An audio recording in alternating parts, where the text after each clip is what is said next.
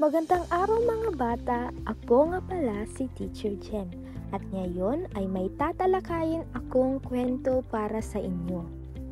Pero bago natin simulan ang kwento, sundin ang mga tuntunin na aking sasabihin.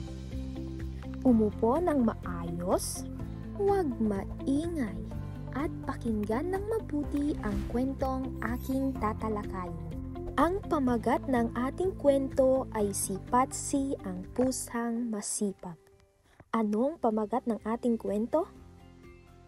Tama, si Patsy ang pusang masipag. Sino sa inyo ang may pusa sa bahay nila? Si Mila daw ay may pusa sa bahay nila. Ano ang ginagawa ng pusa sa bahay nyo? Tama, kumakain ito at natutulog. Pero tingnan natin kung bakit masipag ang pusa sa kwentong ito. Sa isang nayon, sa maliit at simpleng bahay, may naninirahang babae na si Perly. Mayroon siyang munting bakuran kung saan kumukuha sila ng pagkain tulad ng gulay at prutas.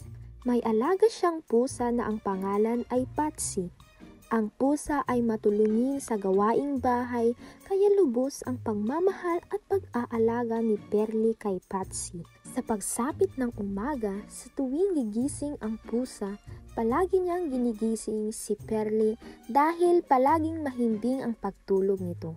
Kapag naman hindi pa nagigising si Perly, sinisimulan na niyang pulutin ang mga basura sa kanilang bakuran. Kaya laking gulat ng mga kapitbahay nila na masyadong masipag ang pusa sa gawaing bahay. Tingnan mo ang pusa ni Perly, ang sipag niyang maglinis sa bakuran nila, imbes na matulog lang. Sabi ng kapitbahay nila. Sana ganyan din ang alagang kong aso na si Penny, na natutulog palagi at sobrang tamad.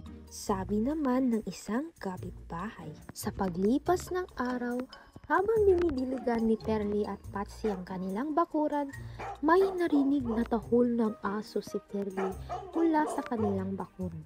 Kanina pa niya naririnig ang tahol ng aso.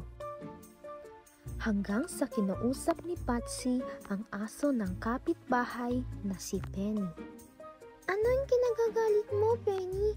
Bakit kanina ka pa tumatahol sa amin? Ikaw, Patsy.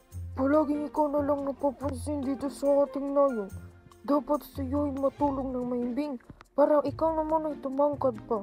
Bakit naman ako matutulog ng mahimbing kung marami naman akong dapat gawin dito sa bahay? At saka, natutulungan ko pa si Perly dito sa bakuran nila. Sagot ni Patsy kay Penny. Hinabol ni Penny si Patsy at hindi ito napigilan ni Perly. Tumigil na kayo! Sigaw na paulit-ulit ni Perly. Sa pagtatakbo ng aso at pusa, ay may naapakan na pako si Patsy.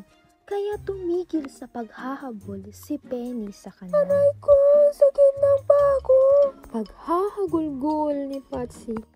Kaya nilapitan ni Perly si Patsy para gamutin at pagsabihan si Penny. Walang maidudulot ang pagiging inggit, Penny, dahil nakakasakit ka ng iyong kapwa. Nahiya si Penny sa sinabi ni Perly, kaya bumalik ito sa kanilang bahay. At mula noon, naging masipag na rin si Penny at gumagawa na rin ng mga gawaing bahay.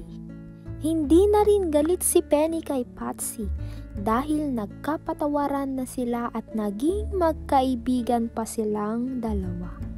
At dito nagtatapos ang kwentong si Patsy ang pusang masipag.